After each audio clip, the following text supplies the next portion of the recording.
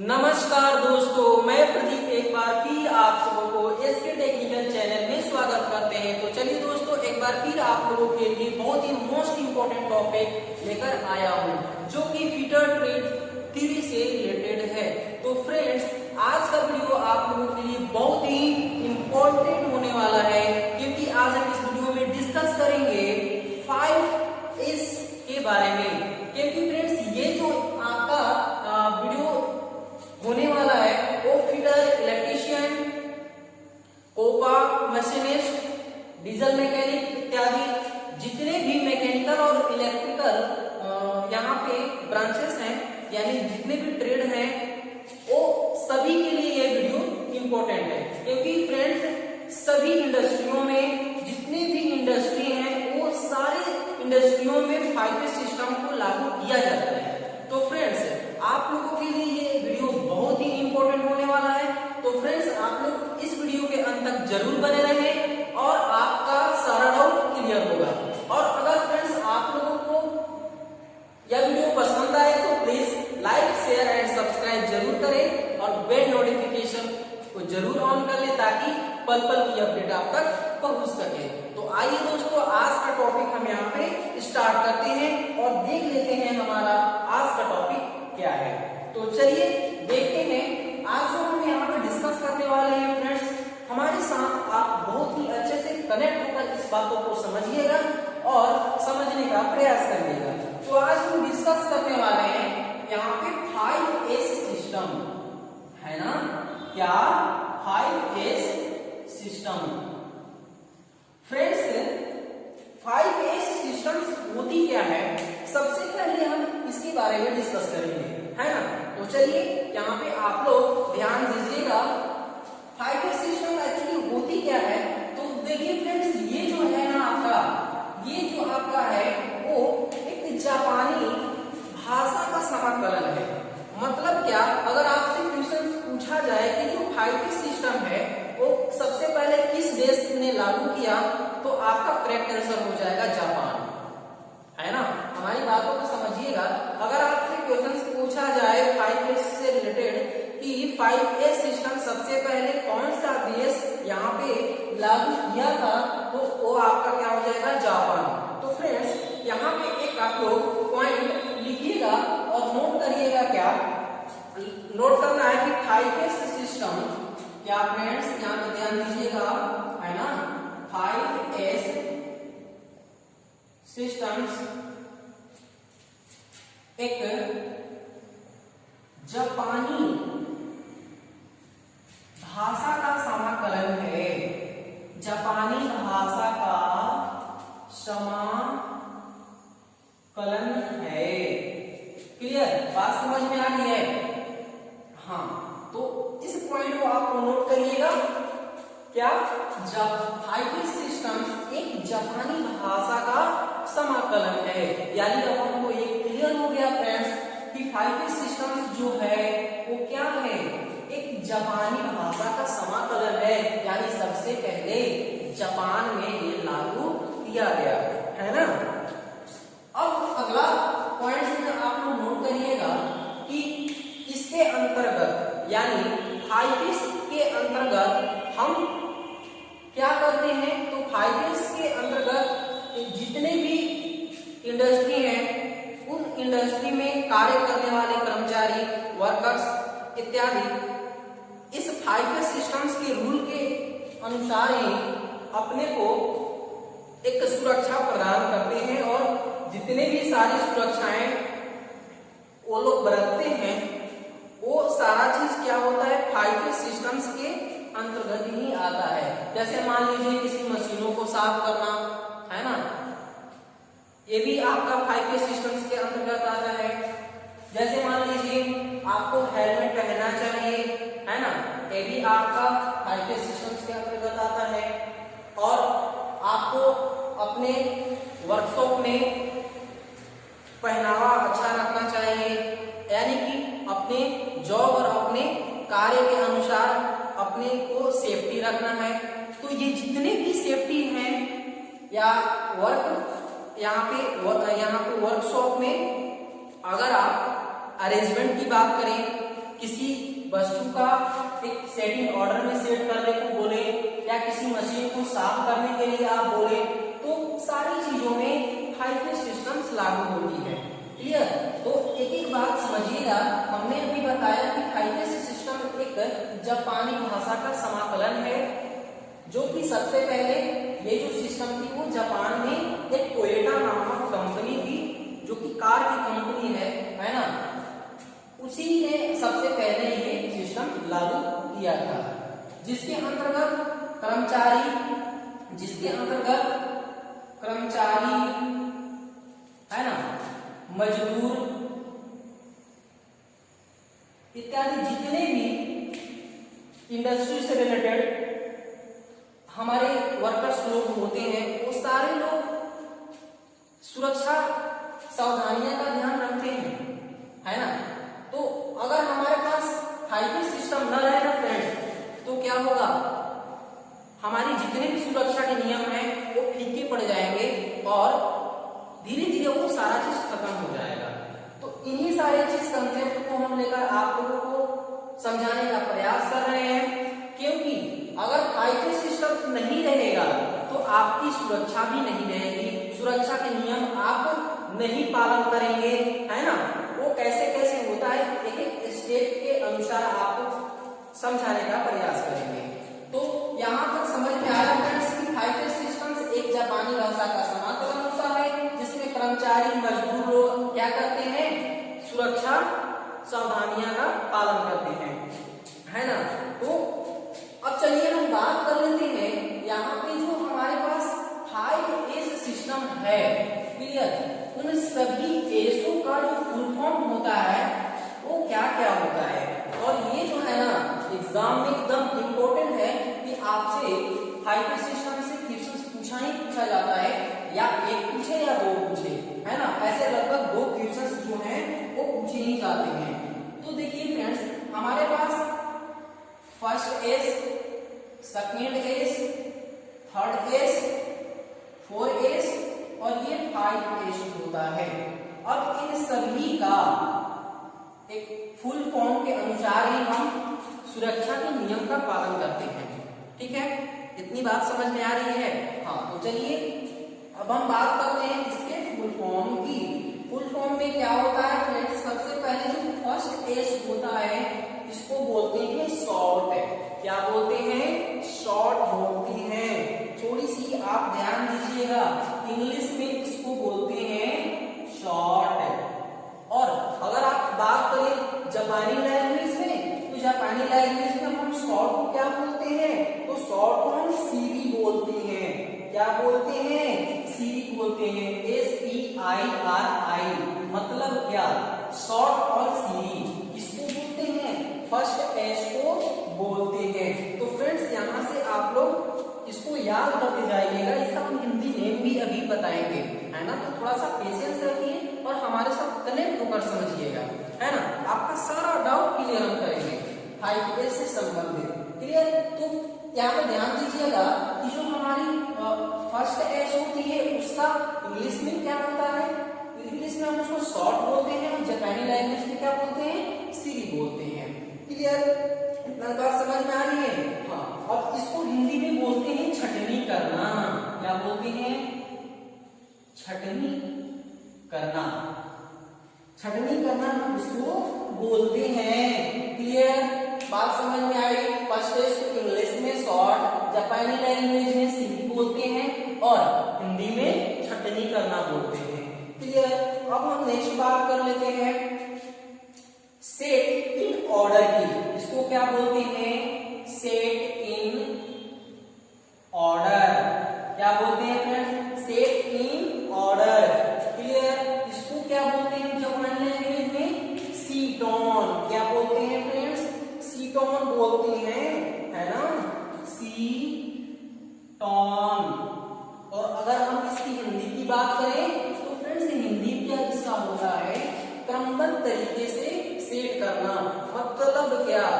एक क्रमबद्ध तरीके से इसको सेट करना, मतलब सेट इन ऑर्डर, एक ऑर्डर में सेट करना हमारा सेकेंड एस का मतलब होता है ना। तो इसको आप लोग याद रखिएगा, मतलब क्रम निर्धारण करना, क्रम निर्धारण करना, क्रम निर्धारण करना। क्लियर? अब चलिए फ्रेंड्स, जो हमारी थर्ड एस है, तो थर्ड एस का जो फुल फॉर्म होता है उसका क्या होता है? जैसे हमने फर्स्ट का बात किया शॉर्ट, सेकेंड का होता है सेट इन ऑर्डर, उसके बाद short set in order, third का होता है साइन। मतलब क्या है ना, देखिए sign, short, set in order, sign. एक एक बातों को समझिएगा। अब देखिए इसकी जो जापानी लैंग्वेज में हम साइन को क्या बोलते हैं? तो फर्स्ट में हम बोलते थे सीरी, सेकेंड को सीटॉन, इसको बोलते हैं सीसो। क्या बोलते हैं फ्रेंड्स? इसको बोलते हैं हम सीसो, मतलब इसको बोलते हैं सीसो, है ना। अब इसका हिंदी में भी अगर हम बात करें तो साइन का मतलब क्या होता है? साफ सुथरा रखना, यानी इससे संबंधित जो सुरक्षा होगी, क्या मशीनों को साफ सुथरा रखना है, यानी उसको चमका कर रखना है, तभी आपका मशीन सुरक्षित रख पाएगा, है ना। हम एक एक को डिस्कस करेंगे बहुत ही अच्छे वे में। और सबसे पहले हम इसकी जो फुल फॉर्म है उसका हिंदी नेम क्या होता है, उसकी जापानी नेम क्या होता है, इसको सबसे पहले क्लियर कर लें, उसके बाद हम चलेंगे नेक्स्ट। ठीक है, तो देखिए थर्ड एस क्या होता है? साइन, इंग्लिश में साइन बोलते हैं, जापानी लैंग्वेज में सीसो बोलते हैं। उसके बाद हिंदी में हम बोलते हैं इसको चमकाना। क्या बोलते हैं? चमकाना। फ्रेंड्स इसको ध्यान दीजिएगा, बहुत ही इंपॉर्टेंट है ये सारी चीज, है ना। अब चलिए हम फोर्थ एस के बारे में अगर हम बात कर ले तो फोर्थ एस क्या होता है? फोर्थ एस हमारा होता है जिस तरह से फर्स्ट एस में हम शॉर्ट बोले, सेकेंड एस में सेट इन ऑर्डर, उसके बाद थर्ड में हमारा साइन होता है, और फोर्थ में अगर हम बात करें तो फोर्थ में होता है स्टैंडर्डाइज। क्या? स्टैंडर्डाइज, है ना। स्टैंडर्डाइज। क्लियर? स्टैंडर्डाइज को हम क्या बोलते हैं? जापानी लैंग्वेज में हम क्या बोलते हैं? इसको बोलते हैं हम शित्सुके। क्या बोलते हैं? सॉरी, इसको बोलते हैं शिकेत्सु, है ना। स्टैंडर्डाइज को क्या बोलते हैं? शिकेत्सु। शिकेत्सु को कैसे हम यहाँ पे देखिए, सी, है ना, सी हो गया, के है ना, शिकेत्सु। क्लियर? मतलब क्या? फोर्थ एस को हम इंग्लिश में स्टैंडर्डाइज और शिकेत्सु जापानी लैंग्वेज में बोलते हैं। अगर हम इसकी हिंदी बात करें, हिंदी नेम की अगर हम इसको बात करें तो हिंदी क्या होगा? मानकीकरण करना। क्या होता है फ्रेंड्स? मानकीकरण करना, यानी शिकेत्सु स्टैंडर्डाइज का मतलब होता है मानकीकरण करना, मानकीकरण। क्लियर? इसको ध्यान दीजिएगा, बहुत ही इंपॉर्टेंट टॉपिक है ना। इससे एक से दो क्वेश्चन पूछे जाते हैं, आप लोग अच्छे से कनेक्ट होकर समझिएगा। तो देखिए स्टैंडर्डाइजेशन का मतलब होता है मानकीकरण करना, और इसको जापानी लैंग्वेज में हम क्या बोलते हैं? शिकेत्सु बोलते हैं। क्लियर हो गया? अब चलिए हम बात करते हैं 5S के बारे में। तो फ्रेंड्स 5S जो होता है वो बहुत ही इंपॉर्टेंट 5S होता है, क्योंकि अगर ये 5S नहीं रहा ना तो ये चारों ज्यादा समय तक टिकने वाला नहीं है। हम सारी चीजें बताएंगे, लेकिन चलिए इसको देखते हैं। इसको क्या बोलते हैं? फर्स्ट को बोलते हैं शॉर्ट, सेकेंड को बोलते हैं सेट इन ऑर्डर, थर्ड को बोलते हैं साइन, और फोर्थ को बोलते हैं स्टैंडर्डाइज। अब 5 की बारी आती है तो 5 को हम बोलते हैं सस्टेन या सस्टेन। क्लियर? क्या होता है फ्रेंड्स? इसको बोलते हैं सस्टेन।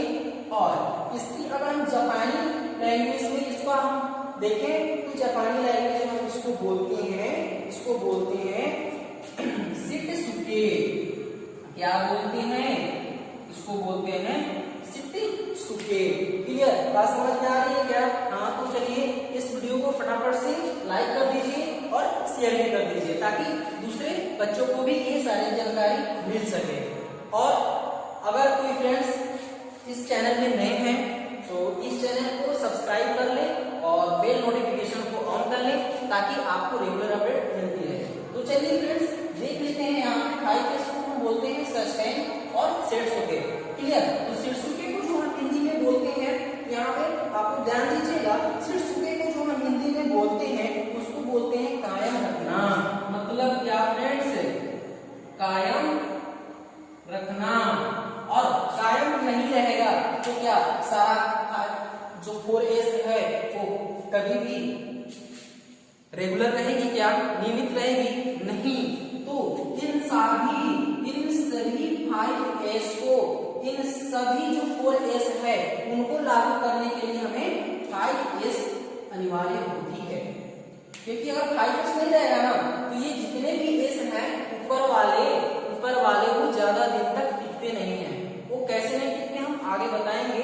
थोड़ी सी आप लोग इस वीडियो के अंत तक बने रहें तभी आपका सारा डाउट क्लियर होगा, है ना। तो फ्रेंड्स देखिए यहाँ पे हमने समझा कि जो 5S होती है, 5S का जो फुल फॉर्म होता है उसकी सीक्वेंस क्या होती है हम उनके बारे में समझ गए। और उसकी यहाँ पे जापानी लैंग्वेज, उसके हिंदी नेम, उसके इंग्लिश नेम क्या होता है, ये सारी चीज अभी हम डिस्कस किए। तो चलिए एक बार फिर से हम समझ लेते हैं। देखिए फ्रेंड्स 5S का फुल फॉर्म होता है जो first S, second S, third S, 5S जो होता है इसको हम क्या बोलते हैं? फर्स्ट S को बोलते हैं इंग्लिश में शॉर्ट बोलते हैं।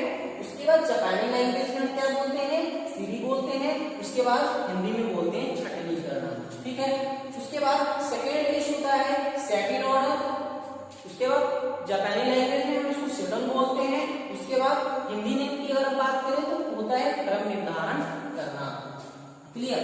उसके बाद थर्ड S को हम बोलते हैं साइन। उसके बाद जापानी लैंग्वेज में अगर हम बात करें तो इसको बोलते हैं सीसो। उसके बाद चमकाना हिंदी में। क्लियर? अब चलिए हम बात कर लेते हैं यहाँ पे फोर्थ एस को बोलते हैं इंग्लिश में स्टैंडर्डाइज। उसके बाद जापानी लैंग्वेज की बात करें तो इसको बोलते हैं शिकायत्सु। हिंदी में बात करें मानकीकरण करना। क्लियर? नेक्स्ट चलते हैं। नेक्स्ट यहाँ पे 5S को बोलते हैं इंग्लिश नेम में हम सस्टेन बोलते हैं। जापानी लैंग्वेज में बोलते हैं सेट्सुके बोलते हैं। उसके बाद हम हिंदी की बात करें तो होता है कायम रखना। तो फ्रेंड्स ये रहा हमारा पूरा 5S सिस्टम्स का फुल फॉर्म। क्लियर? तो अब चलिए हम नेक्स्ट चलते हैं। इन सभी 5S का एक कंप्लीट डिस्कशन एक एक करके हम करते हैं। क्लियर? और इससे बहुत ही क्वेश्चंस पूछे जाते हैं इंटरनली। अगर आपसे क्वेश्चन पूछ लिया जाए तो आपको ये पढ़ना होगा एक एक इसको करके, है ना। तो हम चलिए सबसे पहले बात करते हैं यहाँ पे 1S की। तो 1S जो है हमारा क्या करता है ना। 1S क्या करता है इसके बारे में हम डिस्कस करते हैं। तो आइए देख लेते हैं। तो देखिए फ्रेंड्स फर्स्ट S जो होता है इसको हम बोलते हैं छटनी करना। तो छटनी का अर्थ क्या होता है? जो हमारी काम का चीजें हैं उसको हम अलग कर देंगे और जो बेकार की चीजें हैं उसको हम अलग कर लेंगे। यानी जो हमें काम का चीज है, जो हमारे पास जितनी काम की वस्तुएं हैं उसको हम अलग, और बेकार, और जो बेकार वस्तुएं होती हैं उसको अलग हम कर देते हैं, और जो काम का चीजें हैं हम एक साइड में कर देते हैं। तो इससे आपको ये पता चल जाता है कि हमें रखना क्या है और हमें नहीं रखना क्या है ना। जैसे मान लीजिए बच्चे पढ़ाई भी करते हैं ना, तो पढ़ते समय बहुत सारे बुक जितने भी कॉम्पिटिटिव एग्जाम के होते हैं ना वो सारी बुकें अपने पास रख लेते हैं टेबल पे, और वो कंफ्यूज रहते हैं कि हम क्या पढ़े क्या नहीं पढ़े, है ना। तो फ्रेंड्स सबसे पहले आप क्या कीजिएगा, जो आपको पढ़ना है ना वही आप अपने टेबल पर रखें ताकि आपको परेशानी ना हो और आपको सारी चीजें अच्छे से समझ में आ जाए, है ना। तो देखिए अगर हम मान लीजिए रेलवे का मान लीजिए हम यहाँ पे तैयारी करते हैं तो SSC का हम बुक क्यों रखेंगे भाई अपने टेबल पे, है ना। तो जो भी फोकस करना है ये एक काम पे ही फोकस करें तो आपकी पढ़ाई में भी 5S सिस्टम क्या होगा, लागू होगा कि नहीं होगा। आपके दैनिक जीवन में भी 5S सिस्टम लागू होगा। आगे कैसे पता चलेगा वो देखिएगा, है ना। तो चलिए यहाँ पे जैसे मान लीजिए हम वर्कशॉप में काम करते हैं तो बहुत सारी चीजें इधर उधर बिखरी हुई रहती है, कोई वेस्ट मटेरियल भी होता है, कोई कामयाब चीजें भी होती हैं। तो फ्रेंड्स आपको क्या करना है, सबसे पहले जो बेकार की चीजें हैं, जो स्क्रैप है ना, उसको क्या करना है, छाड़ देना है, और जो अच्छा चीज है, जो हमें काम का चीज है, उसी को हम रखेंगे। तो फर्स्ट पॉइंट यहाँ पे आप लोग लिखिएगा, इसमें जो फर्स्ट पॉइंट है फ्रेंड्स, वो आप लोग लिखिएगा। क्या लिखना है, लिखना यही है कि इसे रेड टैगिंग के नाम से भी जानते हैं। इसको रेड टैगिंग है ना, रेड टैगिंग के नाम से भी जानते हैं, के नाम से भी जाना जाता है, जाना जाता है। फ्रेंड्स बहुत ही इंपॉर्टेंट पॉइंट है। अगर आपसे क्वेश्चन पूछा जाए कि रेड टैगिंग किस एस को माना जाता है, यानी किस एस को कहा जाता है, तो आपका करेक्ट आंसर हो जाएगा फर्स्ट एस, यानी शॉर्ट सी, यानी छटनी करना। क्लियर, यहां तक बात समझ में आ रही है। अब चलिए इसमें हम दूसरा पॉइंट को नोट करेंगे, और यहाँ पे चलिए देखते हैं इसमें इसके अंतर्गत जितनी भी खराब वस्तुएं होती हैं, इसके अंतर्गत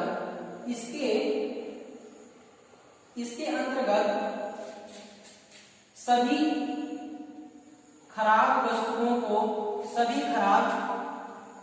वस्तुओं को है ना अलग कर देते हैं,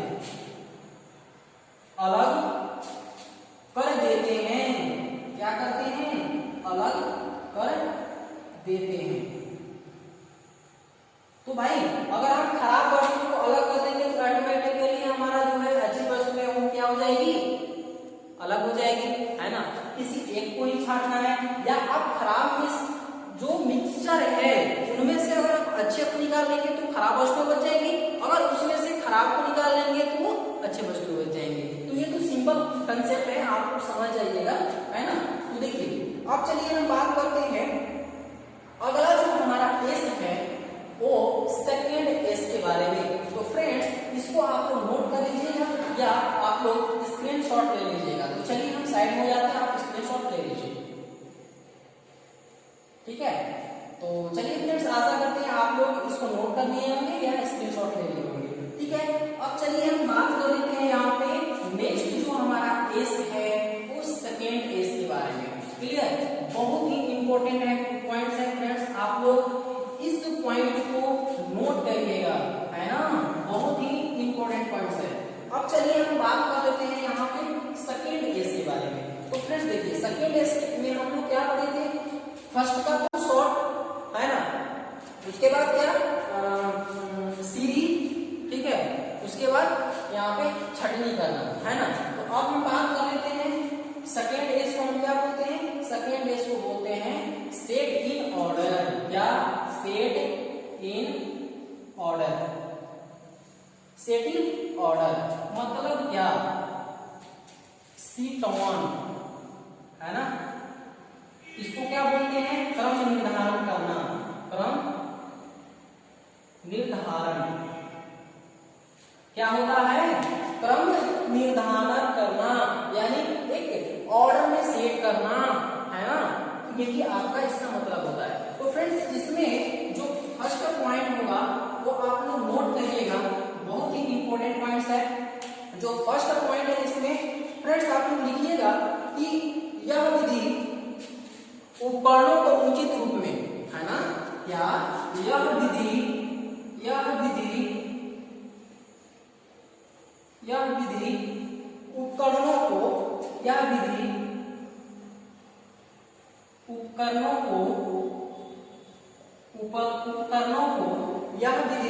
उपकरणों को उचित रूप में व्यवस्थित करती है, या उचित रूप में व्यवस्थित करती है, उचित रूप में व्यवस्थित करती है, उचित रूप में व्यवस्थित करती है। ये बात समझ में आया क्या, यानी जितने भी आप अच्छे वस्तुएं को सिलेक्ट किए हैं ना, जो छाटे थे ना फर्स्ट में हम लोग, फर्स्ट में तो हम चटनी किए थे, तो जो हम छाट लिए हैं ना फ्रेंड्स, उसी को एक क्रम निर्धारण कर देंगे। जैसे आप लोग कभी हमेशा जाते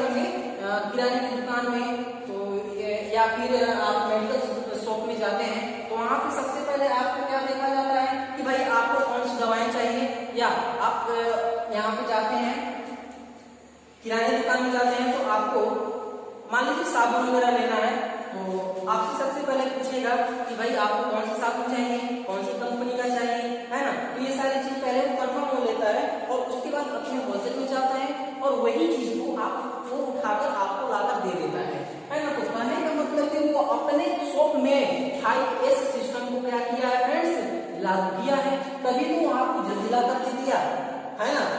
तो सभी के लिए आलिया अलग अलग बनी होती रहती है और वहां पे वो क्या किया है, सेटिंग ऑर्डर में रखा है। पहले तो वो छटनी कर लिया, उसके बाद क्या किया, सेटिंग ऑर्डर में रख लिया। इससे मतलब हमको ये समझ में आ रहा है कि यह विधि के जितने भी उपकरण होते हैं उन सभी उपकरणों को व्यवस्थित करना हमारा सेकेंड बेस का काम होता है।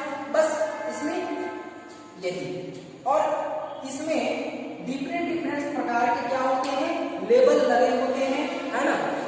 लेबल मतलब कोई भी कलर वगैरह भी हम इसमें सेट कर सकते हैं, ठीक है, ताकि हमको ये पहचान हो सके कि ना कौन से टूल किस क्रम में रखा हुआ है उसके लिए, ठीक है। अब चलिए हम बात कर लेते हैं यहाँ पे थर्ड एस के बारे में।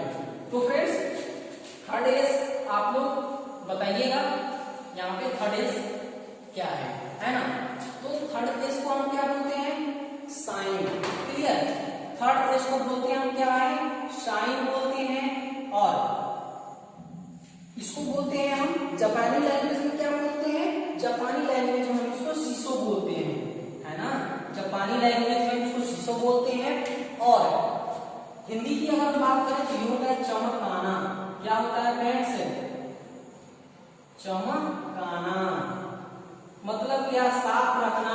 अगर फ्रेंड्स आपकी मशीनें साफ नहीं है तो क्या आपको काम करने में मन लगेगा, नहीं लगेगा। जैसे मान लीजिए आप पढ़ने बैठे हैं, आपकी टेबल गंदा है, डस्ट पड़ी हुई है, तो बताइएगा आपको पढ़ने में मन लगेगा क्या, नहीं ना। तो सबसे पहले हम क्या करते हैं, अपने घर को भी सफाई करते हैं कि नहीं, सुबह सुबह उठते उठते घर की सफाई करते हैं कि नहीं। आपको बोलिए घर में भी हमारा 5S सिस्टम लागू हुआ कि नहीं है?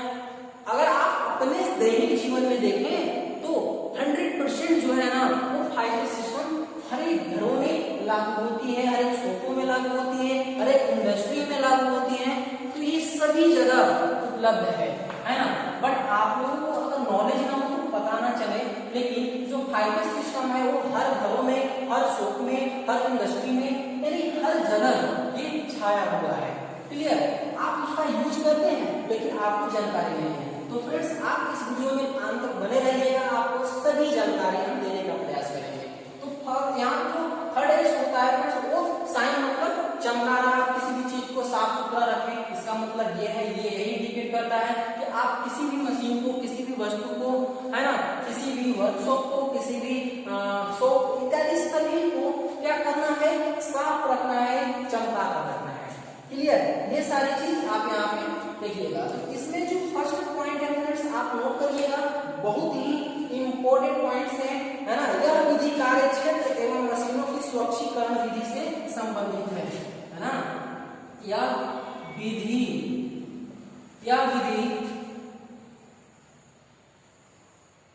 कार्यखंड, है ना, या कार्यशाला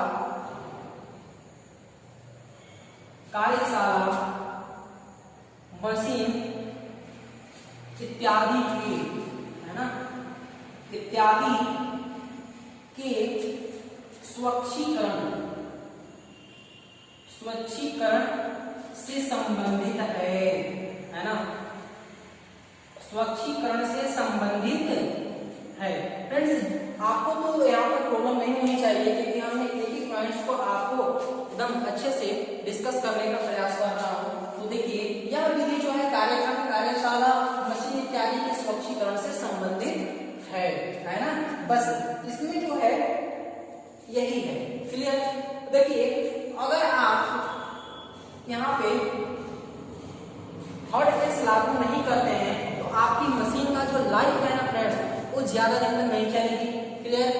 उसमें जंग लग जाएगा, वो जाम चलने लगेगी तो क्या आप काम करिएगा? जब मशीन ही नहीं चलेगी तो काम कैसे कर सकते हैं भाई, है ना? तो ये ध्यान दीजिएगा यार कि हमेशा हमको मशीन को क्या करना है, साफ रखना है। क्लियर?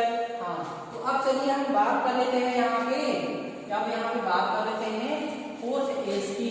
फ्रेंड्स ध्यान दीजिएगा, फोर्थ एज में क्या हमने बताया था, फोर्थ एज में हमने क्या बताया था, थोड़ी सी कमेंट करके बता दीजिए, है ना? देखिए फ्रेंड्स, अब चलिए फोर्थ एज में हमने क्या बताया था, फोर्थ एज में हमने बताया था कि क्या स्टैंडर्डाइज, है ना? स्टैंडर्डाइज का मतलब क्या होता है, मानकीकरण करना, यानी शिकेट्सु जिसको जापानी लैंग्वेज है ना? तो चलिए देखते हैं स्टैंडर्डाइज, है ना? इसको बोलते हैं स्टैंडर्डाइज को हम बोलते हैं शिकेट्सु। क्या बोलते हैं फ्रेंड्स, ध्यान दीजिएगा, है ना? शिकेट्सु क्या बोलते हैं इसको, शिकेट्सु हम बोलते हैं जापानी लैंग्वेज में। क्लियर? शिकेट्सु इसको बोलते हैं हिंदी में मानकीकरण करना, मानकीकरण करना, है ना? मानकीकरण करना। क्लियर? तो इसके अंतर्गत हम क्या करते हैं, इसके अंतर्गत जो हम काम करते हैं वो फ्रेंड्स हम यहाँ पे नोट करेंगे। क्लियर? देखिए फर्स्ट पॉइंट में आपको क्या लिखना है, फर्स्ट पॉइंट में आपको यही लिखना है कि इस विधि में हम क्या करते हैं, इस विधि के अंतर्गत सभी तीनों 5S को लागू करने का प्रयास करते हैं, यानी कि कायम रखना, क्या करना, लागू करना, है ना? अगर फोर्थ एस न रहे तो फोर्थ एस न रहे तो तीनों आपका लागू नहीं होगा।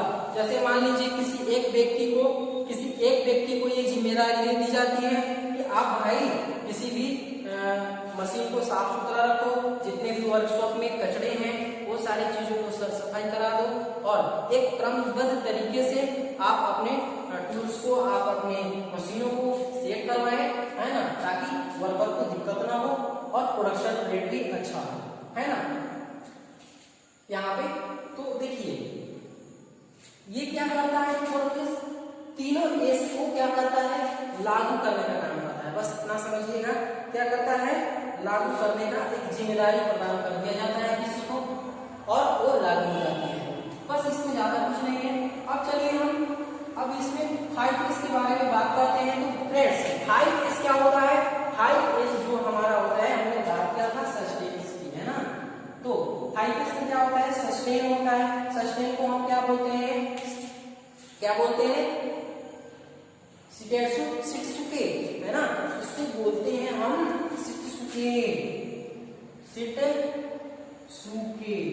शिकेट्सुके क्या होता है, जापानी लैंग्वेज होता है। एक एक बात को समझिएगा, इसको क्या बोलते हैं, इसको बोलते हैं शिकेट्सुके। मतलब क्या, इसका जो हिंदी होता है वो क्या होता है, कायम रखना, है ना? कायम रखना। तो फ्रेंड्स देखिए कायम कैसे रहेगा, कायम रखने के लिए हम क्या क्या चीजों को जरूरत यहाँ पे पड़ेगी उसके बारे में हम डिस्कस करेंगे। तो देखिए 5S जो होता है ये सबसे कठिन एस है ना? यह लिखिएगा, यह सबसे कठिन एस है, यह सबसे कठिन एस है। सबसे कठिन एस हमारा 5S नहीं होता है, क्या होता है, सबसे कठिन एस जो होता है वो हमारा 5S नहीं होता है। उचित रूप से, है ना? इसका उद्देश्य होता है कि उचित रूप से क्या करना, उचित रूप से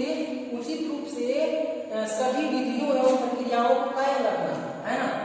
इसका उद्देश्य जो होता है, इसका जो उद्देश्य क्या होता है, सभी प्रक्रियाओं को क्या करना, उचित रूप से क्या करना, उसको लागू करना, यानी कायम रखना, है ना? सभी प्रक्रियाओं को मतलब कौन सा, first S, second S, third S और फोर्थ एस, है ना? सभी प्रक्रियाओं को ये हमारा प्रक्रिया है, जैसे first age, second age, third age, fourth age को क्या करना, कायम रखना है ना, कायम रखना। अगर फ्रेंड्स 5 एज न रहे तो ये चारों जो हमने फर्स्ट एज, सेकेंड एज, यहाँ पे थर्ड एज, फोर्थ एज क्या बात किया, वो ज्यादा दिन तक नहीं चलेंगे। जैसे एक सिंपल एग्जांपल हम ले लेते हैं, जैसे एग्जाम हॉल में जब मजिस्ट्रेट आते हैं तो सभी बच्चे क्या हो, शक हो जाते हैं कि भाई यार मजिस्ट्रेट आ गया है ना, तो हमें नकल नहीं करनी चाहिए। क्लियर? तो एक सिंपल एग्जांपल है। और जैसे ही चले जाते हैं बोलते हैं क्या है यार, चलो यार नहीं आएगा, है ना, तो ऐसा नहीं करना है। तो देखिए उसमें भी फर्स्ट एज है, सेकेंड एज है, थर्ड एज है, फोर्थ एज है और 5 एज है। और जैसे इंडस्ट्री में क्या होता है, इंडस्ट्री की अगर हम बात कर लें तो विभागीय भ्रमण आता है। जैसे बड़े बड़े अधिकारी लोग आते हैं किसी भी इंडस्ट्री को क्या करने के लिए, उसको परीक्षण करने के लिए, उसको चेक करने के लिए जांच में आते हैं कि भाई आपका जो इंडस्ट्री चल रहा है वो क्या 5 के अंतर्गत है, सारी सुरक्षा विधि आप अपना रहे हैं कि नहीं अपना रहे हैं, क्या व्यवस्था है कारीगरों का, है ना, वर्कर किस तरह से आपके वर्कशॉप में काम करते हैं, आपकी इंडस्ट्री में काम करते हैं, है ना, आप वर्करों के लिए कितना सुविधा देते हैं। तो ये सारी चीज के लिए आते हैं। तो जब आते रहते हैं, विभागीय भ्रमण होते रहता है, बड़े अधिकारी आते रहते हैं, तो सभी लोग सही रहते हैं, सभी लोग क्या होते हैं, सभी लोग अच्छे से इसका पालन करेंगे। और जैसे ही चले जाते हैं तो कभी कभी बीच में गैप हो जाता है, 2, 3, 4, 5 महीने तक नहीं आते हैं, तो सारा चीज पूरा ही जनरल हो जाते हैं, कोई सेफ्टी रूल यूज नहीं किया, है ना, तो जिससे एक्सीडेंट की संभावनाएं अधिक हो जाती है ना।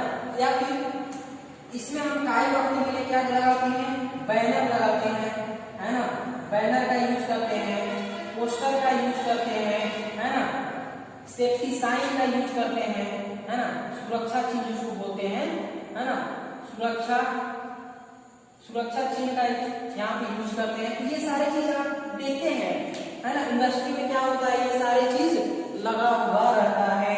क्या लगा हुआ रहता है, यहाँ पे बैनर, पोस्टर, सुरक्षा चिन्ह इत्यादि पूरे लगे रहते हैं कि आपको ये काम नहीं करना है या फिर ये काम करना है, वो सारी चीज के लिए आपकी बैनर, पोस्टर लगी होती है। तो फ्रेंड्स ये जितने भी बैनर, पोस्टर है ना, वो 5 एज के अंतर्गत होता है और इसका काम होता है कायम रखना चारों एज को।